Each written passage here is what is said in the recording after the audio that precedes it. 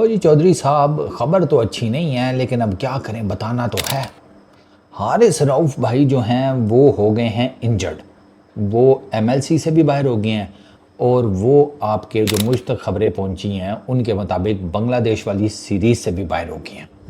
West Indies वाली series के बारे में कहा जा रहा है कि उसके लिए वो अवेलेबल हो जाएंगे, लेकिन एमएलसी और बांग्लादेश इन दोनों से वो बाहर हो गए हैं। अब हारिस रऊफ को हुआ क्या भैया? हारिस रऊफ को ये हैमस्ट्रिंग इंजरी, और वो हुई ऐसे है कि हारिस रऊफ भाई खेल रहे थे सैन फ्रांसिस्को यूनिकॉर्न्स की तरफ से टेक्सास सुपर किंग्स के अगेंस्ट मैच। गेंद गया है डीप में, हारिस भाई गए हैं गेंद को करने चेज। अब चेज हारिस भाई का नॉर्मल चल रहा था, हारिस भाई गेंद के ऊपर पहुंचे हैं तो मैंने देखा हारिस भाई ने यूं करके अपना थोड़ा सा ज़रा ट्राउज़र ऊपर किया, मतलब गेंद को कप पकड़ने के लिए थोड़ा ज़रा ढीला हो जाए।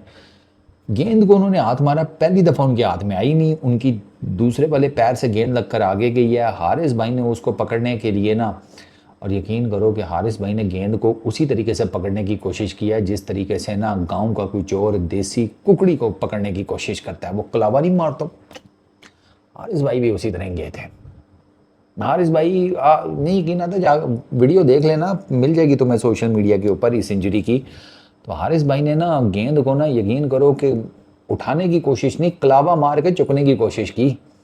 अब उसमें कहीं हारिस भाई की ये वाली उल्टी टांग के ऊपर जो हैमस्ट्रिंग है ना, ये कहीं खिंच विच गई। हारिस भाई ने फील्डिंग कर ली, चौका रोक लिया, गेंद वापस फेंक दी, लेकिन उसके बाद बाउंड्री से बाहर जो है ना गेंद तो नहीं गई, हारिस भाई चले गए।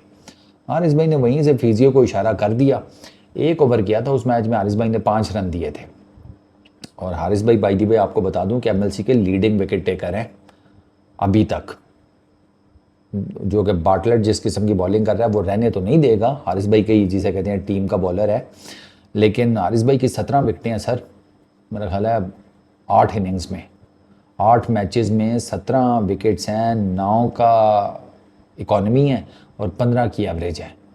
Outstanding ball. एमएलसी तो हारिस भाई पी रहे थे फुल टाइम, लेकिन अब किस्मत एमएलसी से भी बाहर हो गई हैमस्ट्रिंग इंजरी की वजह से, और बांग्लादेश की सीरीज़ से भी। ये नुकसान होता है ज़्यादा टी20 क्रिकेट खेलने का, ये प्रॉब्लम होता है। टी20 के तो मैचेस बहुत ज़्यादा होते हैं, एक तो आपकी वैसे ही टी20 जो इंटरनेशनल्स हैं उनकी सीरीज़ भी आपकी बायलैटरल हो गई, कोई इवेंट हो गया आईसीसी का, उसमें ठीक ठाक मैचेस होते हैं। फिर ये जो टी20 लीग्स हैं ये आपको उठाती हैं। हारिस रऊफ तो वैसे ही हॉट केक है अपने पेस की वजह से, और टी20 का फॉर्मेट हारिस रऊफ की बॉलिंग को सूट भी बहुत करता है, क्योंकि हारिस भाई ले देके तो उनका वो टेपिया माइंडसेट है ना, वो टेपिया माइंडसेट है कि भैया गेंद बचानी है तो उसमें टेप बॉल में आपको पता है कितने ओवर करने होते हैं, मैक्सिमम 2-3 ओवर करने होते होंगे। तो हारिस भाई उस हिसाब से टी20 क्रिकेट में बिल्कुल फिट इन बैठते हैं, फिट इन जिसे कहते हैं, रेडीमेड। अगर कोई मुझे पूछे ना हारिस रऊफ की बॉलिंग को लेकर कौन सा फॉर्मेट सबसे बेस्ट है उनके लिए, वो टी20 क्रिकेट है भाई, टेलर मेड। लेकिन अब उसमें मैचेस इतने ज़्यादा होते हैं, टूर्नामेंट्स इतने ज़्यादा होते हैं कि there is every possible chance कि यार आपको इंजरी हो जाएगी, और हारिस भाई को हो गई है। अब वो बांग्लादेश नहीं जा पाएंगे।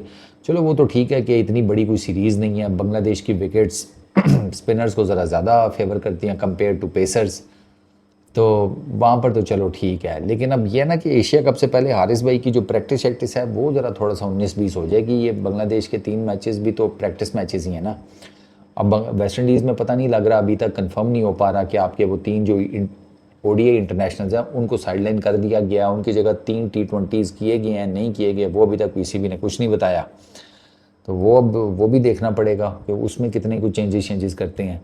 अच्छा, प्लस अब ये भी समझ नहीं आ रही कि फिर ये क्या, पहले तो खबर आ रही थी कि दोनों टीम्स दोनों सीरीज़ के लिए टीम्स इकट्ठी अनाउंस करेंगे, ठीक है, लेकिन अब तो ऐसे लगता है कि शायद नहीं, बांग्लादेश के लिए अलग करें और वेस्ट इंडीज़ के लिए अलग करें, बट वो अब देख लेंगे। वैसे बांग्लादेश और वेस्ट इंडीज़ की सीरीज़ के बीच में टाइम ही कितना है, 20, 22, 24 को बांग्लादेश की है, और 1 से आपने अगस्त से आपने वेस्ट इंडीज़ स्टार्ट हो जाना है, तो उसमें तो इतना आपके पास टाइम भी नहीं है। और प्लस उसकी खबरें आ रही हैं सलमान मिर्ज़ा टीम में आ रहा है लाहौर कलंदर्स का। अच्छा, उसके अलावा नसीम शाह आपका बाहर है, हारिस रऊफ आपका बाहर हो गया बांग्लादेश के टूर से। अच्छा, एक शादाब खान आपका बाहर हो गया। 3 ये मेजर आपके प्लेयर्स बाहर हैं। शाहीन बाबर रिजवान स्टिल बाहर, उनके वापस आने का कोई चांस नहीं फ़िलहाल नज़र आ रहा। तो अब इस सारों के बीच में you needed someone like Haris Rauf, experienced है, बॉलिंग अच्छी करता है, T20 उसका फॉर्मेट है, तो ही नोज़। अब ज़ाहिर बात है इतना खेला हुआ है तो मशवरा भी अच्छा दे देगा, बट वो सारा कुछ जो है ना खूब खाता हो गया फ़िलहाल। तो अब वेस्ट इंडीज़ की सीरीज़ में देखते हैं कि हारिस भाई की अवेलेबिलिटी हो पाती है या नहीं, क्योंकि ये जो हैमस्ट्रिंग इंजरीज़ होती हैं ना, इनका इनका कख पता नहीं लगता, ये बहुत ट्रिकी इंजरीज़ होती हैं। ये हो सकता है कि आपको हुई है और आप एक हफ्ते में खड़े हो जाएं, ठीक है। ये भी हो सकता है कि आपको हैमस्ट्रिंग इंजरी हुई है और आप जनाब पता लगे साल के लिए बाहर हो गए हैं। ये बहुत ट्रिकी इंजरी होती है हैमस्ट्रिंग वगैरह की, specially for a fast bowler. तो चलो अब देखते हैं। फ़िलहाल तो हारिस भाई जनाब MLC से भी छुट्टी हो गई है उनकी और बांग्लादेश वाली सीरीज़ से भी, तो कोई दो ख़त्म वतम, कोई मांगो मन्नत शन्नत हारिस भाई के वापसी के लिए, क्योंकि फ़िलहाल अगर शाहीन नहीं है, नसीम के पहले ही हालात आपके सामने हैं, तो आपके पास बॉलर और कौन है? वसीम जूनियर, हारिस रऊफ, इनके ऊपर ही ज़्यादा रिलाई करना है ना आपने। तो अब इन दोनों में से देख लें तो आपको उसकी क्लियर कट नज़र आता है कि नहीं यार, हारिस रऊफ ज़्यादा एक्सपीरियंस है। अब वो हमारा ज़्यादा एक्सपीरियंस वाला भी बाहर हो गया। नसीब, कच्ची पेंसिल, पीस आउट।